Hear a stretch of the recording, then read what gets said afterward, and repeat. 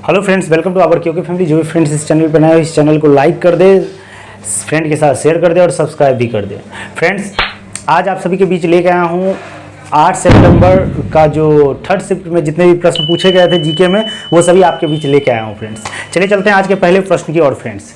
पहला प्रश्न है, खेलो इंडिया विंटर गेम। खेलो इंडिया विंटर गेम की शुरुआत कब हुई थी? सबसे पहले खेलो इंडिया विंटर गेम की शुरुआत कब हुई थी? आई होप कि आप लोग ने सही मारा होगा। 2020 में खेलो इंडिया विंटर गेम की शुरुआत हुई थी। अभी तक में 2020, 2021, 2022 मतलब तीनों जगह गुलमर्गा ही इसका क्या रहा है, आयोजन हुआ। गुलमर्गा में ही आयोजन हुआ है और तीनों में विजेता कौन रहे हैं? विंटर्स गेम में तीनों में विजेता जम्मू कश्मीर रहा है। तो इतना चीज़ खेलो इंडिया विंटर गेम्स के बारे में आपको पता रहना चाहिए। आपको पता है खेलो इंडिया के द्वारा 3 गेम करवाया जाता है। खेलो इंडिया विंटर गेम, खेलो इंडिया यूथ गेम और खेलो इंडिया यूनिवर्सिटी गेम करवाया जाता है।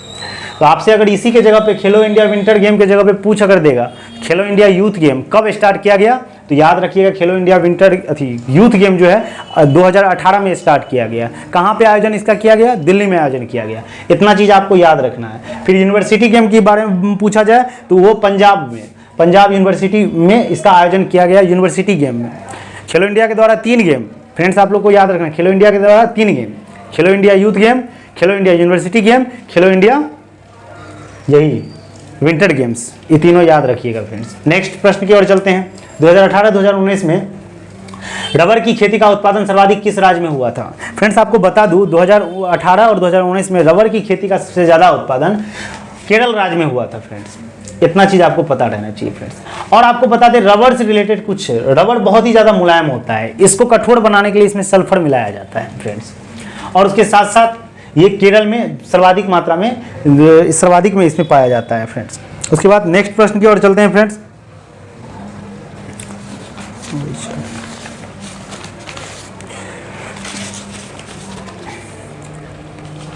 और एक चीज़ और याद रखिएगा, रबर में जो दूध निकलता है उसको लेटेक्स कहा जाता है फ्रेंड्स, समझ गए ना। और रबर का मुख्यालय भी याद रखिएगा, रबर का मुख्यालय कहाँ है? कोट्टायम है फ्रेंड्स। नेक्स्ट प्रश्न की ओर चलते हैं। खुदाई खिदमतगाह के संस्थापक कौन थे? खुदाई खिदमतगाह के संस्थापक थे खान अब्दुल गफ्फार खान थे। खुदाई खिदमतगाह के संस्थापक कौन थे? खान अब्दुल गफ्फार खान थे फ्रेंड्स। इन्हें भारत का सीमांत गांधी भी कहा जाता है, खान अब्दुल गफ्फार खान का, ये भी याद रखिएगा फ्रेंड्स। और पूछ भी सकता है भारत का सीमांत गांधी किसे कहा जाता है? खान अब्दुल गफ्फार खान को कहा जाता है। ये फारसी भाषा का शब्द है। ये खुदाई खिदमत का कौन सा भाषा का शब्द है फ्रेंड्स? फारसी भाषा का शब्द है। इसका मतलब क्या होता है? ईश्वर की सेवा। खुदाई खिदमतगाह फारसी भाषा का शब्द है, इसका मतलब होता है ईश्वर की सेवा। और खुदाई खिदमतगाह की स्थापना किसने किया था? खान अब्दुल गफ्फार खान। इतना सारी चीज आपको याद रखना है फ्रेंड्स। और इसके साथ साथ यही प्रश्न आपका पूछा गया था फ्रेंड्स। नेक्स्ट प्रश्न कर रहे हैं, रानी मछिया, ये रिपीटेड क्वेश्चन है फ्रेंड्स। रानी मछिया को पद्मश्री कब मिला था? रानी मछिया को पद्मश्री 2023 में मिला था। आप बैक सेशन का जितना भी रिविजन करवाया गया, एनालिसिस करवाया, उसको जाके देखिए। रानी मछिया को पद्मश्री कब मिला? 2023 में जाके मिला है फ्रेंड्स। नेक्स्ट प्रश्न की ओर चलते हैं। ज्योति याया जी, ये नाम है, ज्योति याया जी किस खेल के में रिकॉर्ड बना के गोल्ड मेडल जीती है? ज्योति याया जी किस खेल में गोल्ड मेडल जीती है? तो याद रखिए महिला के 100 मीटर बाधा दौड़ में ये क्या जीती है? गोल्ड मेडल जीती है। नाम क्या है? ज्योति याया जी। तो याद रखिए ज्योति याया जी किससे है? दौड़ से संबंधित है फ्रेंड्स। नेक्स्ट प्रश्न की ओर चलते हैं। सोलंकी त्योहार पूछा गया था या लोसांग त्योहार पूछा गया था? इस दोनों में कंफ्यूज है फ्रेंड्स, बट आप लोग के लिए दोनों लेके आ गए हैं। सोलंकी त्योहार कहाँ मनाया जाता है? ये अरुणाचल प्रदेश में मनाया जाता है सोलंकी त्योहार। आप लोग जरूर बताइएगा सोलंकी पूछा गया था कि लोसांग पूछा गया था। अब चलिए, लोसांग त्योहार किस राज्य में मनाया जाता है? ये सिक्किम में मनाया जाता है। लोसांग त्योहार कहाँ मनाया जाता है फ्रेंड्स? सिक्किम में मनाया जाता है। 1951 ईस्वी में एशिया गेम कहाँ हुआ था? 1951 ईस्वी में एशिया का गेम दिल्ली में हुआ था फ्रेंड्स। ये भी याद रखिएगा, 1951 में एशिया का गेम कहाँ हुआ था? दिल्ली में हुआ था फ्रेंड्स। और फिर से अगर पूछा जाएगा दोबारा खेल कब हुआ था एशिया वाला? 1982 ईस्वी में दोबारा खेल हुआ था फ्रेंड्स। 1982 ईस्वी में दोबारा खेल हुआ था, ये भी याद रखिएगा फ्रेंड। और अभी जो 2022 में एशिया का खेल 2022 कहाँ होने वाला है? ये चीन में होने वाला है, इसको भी याद रखना है फ्रेंड्स। चलिए नेक्स्ट प्रश्न की ओर चलते हैं। आपका अगला प्रश्न है, कथक नृत्य की उत्पत्ति किस शब्द से हुई है? ये क्वेश्चन पूछा गया था, कथक नृत्य से उत्पत्ति किस शब्द से हुआ है? कथक नृत्य का जो उत्पत्ति हुआ है वो कथा शब्द से हुआ है फ्रेंड्स, इसको भी याद रखना है। अगले प्रश्न की ओर चलते हैं।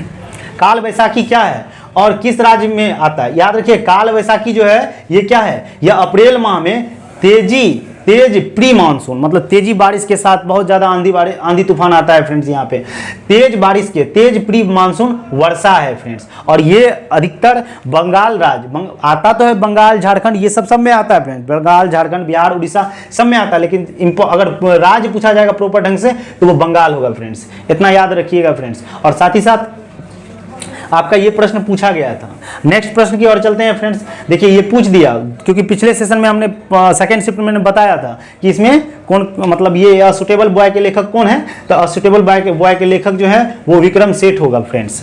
और पिछले मतलब शिफ्ट में पूछा गया था एन अनसुटेबल बॉय के लेखक कौन है, तो वो करण जौहर आंसर होगा फ्रेंड्स। और इसके साथ साथ याद रखिएगा सुटेबल गर्ल भी अगर पूछा जाएगा तो विक्रम सेठ ही होगा फ्रेंड्स। नेक्स्ट प्रश्न की ओर चलते हैं फ्रेंड्स। मेरे देश की धरती सोना उगले उगले हीरे मोती, ये गीत को कौन गाया था, ये क्वेश्चन पूछा गया है। मेरे देश की धरती सोना उगले उगले गीत को कौन गाया था, तो इसका आंसर होगा फ्रेंड्स महेंद्र कपूर होगा। इसके साथ साथ ए मेरे वतन के लोगों, इसको गाई तो थी लता मंगेशकर, स्वर्गीय लता मंगेशकर, क्योंकि वो अब नहीं रही, तो लता मंगेशकर के द्वारा ये मेरे वतन के लोगों गाई गई थी। लेकिन इसके कवि कौन थे, इसके कवि थे प्रदीप कवि था।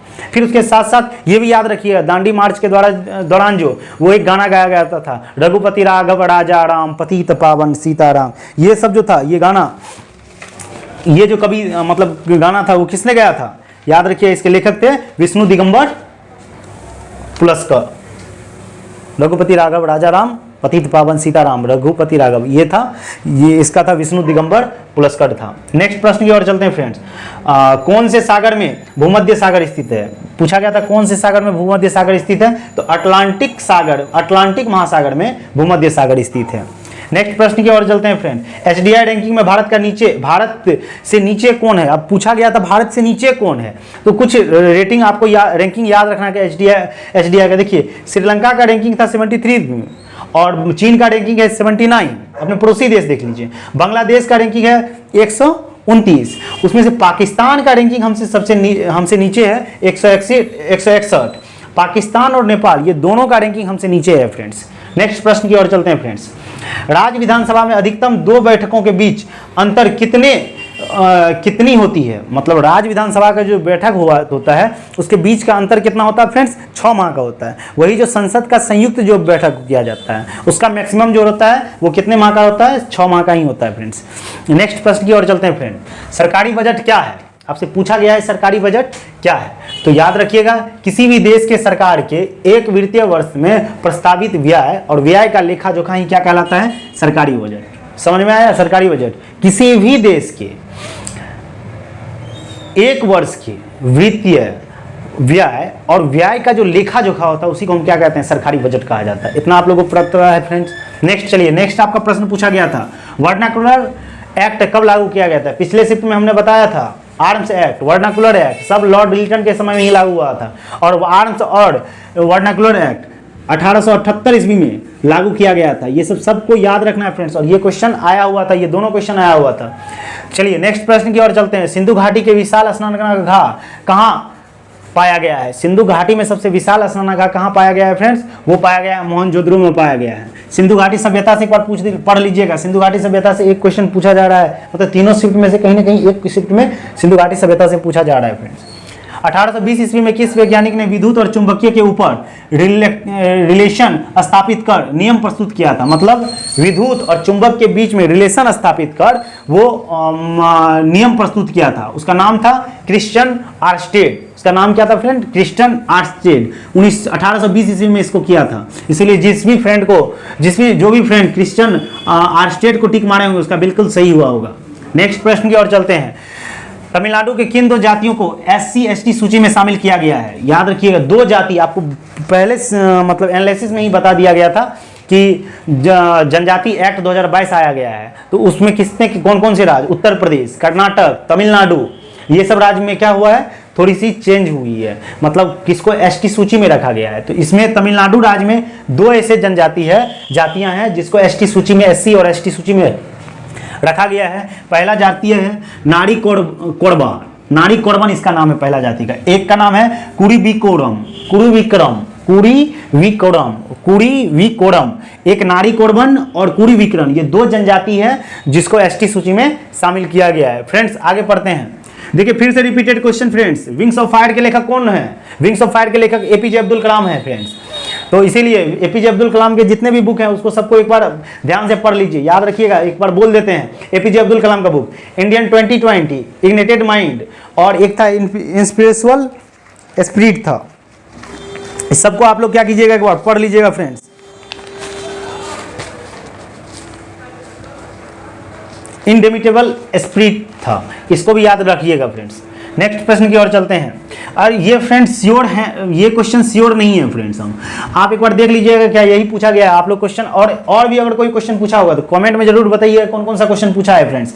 देखिए हम अपने मन से इसको लिखे हैं, जब ये पूछा गया होगा तो इस टाइप से पूछा होगा, किस नृत्य में महिला नृत्य करती है और पुरुष ड्रम बजाता है? महिला नृत्य करती है और पुरुष ड्रम बजाता है, एक ही है, मतलब धमाल है। मतलब धमाल एक नृत्य है जिसमें महिलाएं नृत्य करती है और पुरुष ड्रम बजाता है, और ये हरियाणा का नृत्य है फ्रेंड्स। और हरियाणा का नृत्य भी आपको याद रखना है, भाखड़ा, गिद्धा, ये सब हरियाणा का नृत्य है, पंजाब का भी नृत्य है। तो थर्ड शिफ्ट में मेरे पास जितना क्वेश्चन आया इतना ही प्रश्न आया था फ्रेंड्स। आप लोग को आई होप कि आप लोग का सही बहुत सारा क्वेश्चन सही हुआ होगा, और आप लोग कमेंट करके जरूर बताएं कि कितना क्वेश्चन आपका सही हुआ, कितना क्वेश्चन गलत हुआ फ्रेंड्स। मिलते हैं नेक्स्ट वीडियो में नेक्स्ट शिफ्ट के साथ। अब चलते हैं, bye bye, good night and take care friends.